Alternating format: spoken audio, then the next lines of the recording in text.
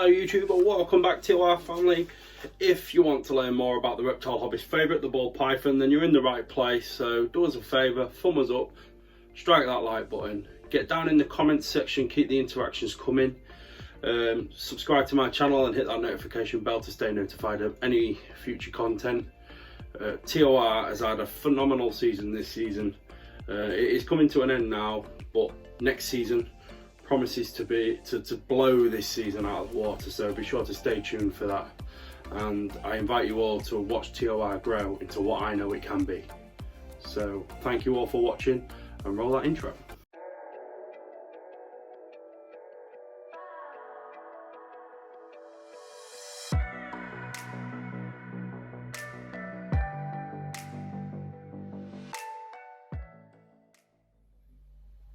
Hello everyone, we're back with another one. As you've probably guessed by the thumbnail or the title, it's going to be a bit of story time this week. So I'm going to film a bit of footage of my collection, so you can take a good look at, you know, what animals I've got here. Plus, it's a good opportunity to give you guys a look at the whole collection. And while that's going on in the background, voiceover style, I'm going to talk about how I came into the hobby. It probably wasn't your typical journey, and it might help you guys get a better understanding to see how it grew into what it is now. So I hope you all enjoy it, guys. Kick back, have a brew, pin your ears back, and we'll get to it. So this story probably starts where you'd imagine. I was fascinated as a kid with snakes. I always wanted one, but I always knew it would never be an option, not with my family being petrified of them. So it was probably made worse as well by a friend of mine who ended up getting a ball python, and it was kept in a viv, and we couldn't get this thing to eat no matter what we did, and we tried feeding it live, it just weren't having it. Looking back, everything was probably just wrong. So I always knew that, you know, as soon as I could, I was gonna get myself a snake. When I joined the army, I passed out of training. I was part of the 2nd Battalion, the Royal Anglian Regiment, and we was posted to Celle in Germany, and we was due to be there for 3 years. So I thought, we're going to be here for 3 years. I was in single living accommodation, so I thought, you know, I'm going to get myself a nice viv and buy a snake. I went down to the pet shop, bought everything that I needed, and bought an albino corn snake, and I absolutely loved it. I was fascinated. It was short-lived, however. 6 months later, we was due to go to Iraq on an operational theatre, Optelic 12, for 6 months. So I had to find a home for this snake while I was away. It was a friend of mine who didn't end up deploying to Iraq. He kept it. I believe he's still got it to this day. So then after that, a few years had passed. I'd not had an opportunity where I was static enough to be able to get one. But then a few years later, we was deployed to Cyprus, and we was going to be there for 2 years. So same situation again. I thought, you know, I'm going to get out, get a nice viv, get a snake. And what I did is I bought a king snake. Never actually quite liked that animal. Every time I took it out, it started chomping on my arm and musking everywhere.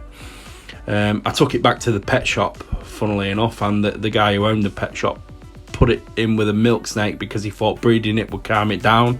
Came back in the next morning to just a big fat king snake, no milk snake anymore. So he made a critical error there. But in that pet shop, there was a clutch of ball pythons in terrible conditions, and I knew that even back then. There was on sand, and they just wasn't looking very healthy. They had stuck shed. But I had a close look at these, and then I saw one that had potential, and that was the one that you saw in the beginning of this video. I picked her out, I bought her, got her set up, got her feeding, and as she grew, I just learnt so much from her.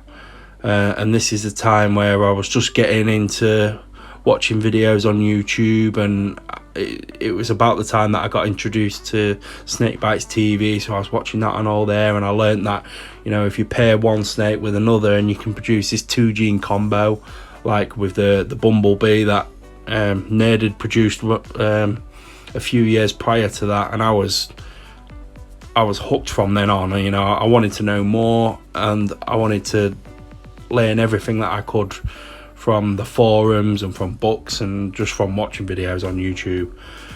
And it got to a point where I did my own editing because I couldn't not think about anything other than these snakes, and it was like that for a long period of time.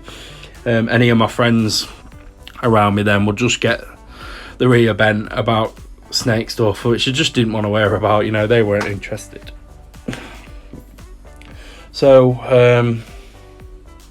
yeah, as she got to sort of adult sized, we was moving back to the UK, and we was going to be based over there. So I thought, you know, I'm getting another snake, and I'm going to pair these, I'm going to breed them, and I'm going to have a clutch of eggs. And that is essentially what I did. We moved back over. I built myself a small breeding rack. I think it had about 4 33 litre tubs at the bottom, and then it had about 4 9 litre tubs above it. I think it might have had 3 or 4 in between as well, but I can't remember. I purchased a few more snakes. I got myself a Mojave male. I can't remember the name of the breeder who sold me that Mojave male, but he treated me very good, and he ignited that curiosity further, and that's always what I try to do with my customers. And that was just from how this guy dealt with me. But it was some years ago. I've never come across him since. You know, I think he's out of it now. I'm pretty sure he is. But no, he was very good, and he was showing me a lot. He was explaining to me about allelic mutations, which is something that I didn't know about back then. You know, and he was really good. So anyway, a few months passed, and I've got a couple of adult breeder normal females, and I had a spider normal female as well, breeding size, and I was making these pairings, and my first clutch came, and it was normal to a Mojave, and I was so excited that time that those eggs spent in the incubator. I couldn't stop thinking about it. I couldn't leave them alone, especially during the closing days. You know, I did my own editing with it. But then out they came. There was heads pipping out the eggs, and I was made up. And I think from then on, there wasn't going to be any turning back for me. You know, I was all in on this, and everything that you see in these clips here, you know, that's all just being produced from that. The bell female that is in the logo, she was produced from that line of that first clutch of Mojaves that I made. You know, and that's just how it went, and I just kept slowly chipping away at it. I'm not doing it big by any stretch. You know, this season is my busiest season. I've had 6 clutches. It was just always very difficult for me when I was in the army. It became much easier when I was a civilian. Like, I was always going away at times. Like, I went away to the Falklands, and I had about 8 snakes at the time. I had to get them to a friend of mine who owned a pet shop, and he looked after them for me while I was away. There was other occasions where I had to leave my snakes under the care of friends who would have to come in, water and feed them and clean them while I was gone. And sometimes even cart my snakes home when I was in Cottesmore. That was a 2-hour drive. I just have to get them in the back of the car, boxed up, and then take them home so that my partner, Becky, could look after the snakes while I was away doing whatever. So it wasn't easy being a snake breeder and being, you know, a serving soldier. But once I'd left the army, I know I'd been in the army for 11 years. It was time for me to leave. I was much happier, and it allowed me the time to progress with the hobbies, put more time into it, you know, and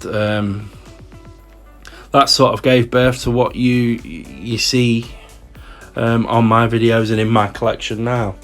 So it was definitely a roller coaster. There were some bumps in the road that I had to get around, but this was 100% something that I wanted to do, and if I was going to do it, I wanted to do it well. So that is my story, and it's good timing because we're coming to the end of the clip now. So that's pretty much it in a nutshell, guys. That's my story. I hope you all got something out of it. I hope you enjoyed it.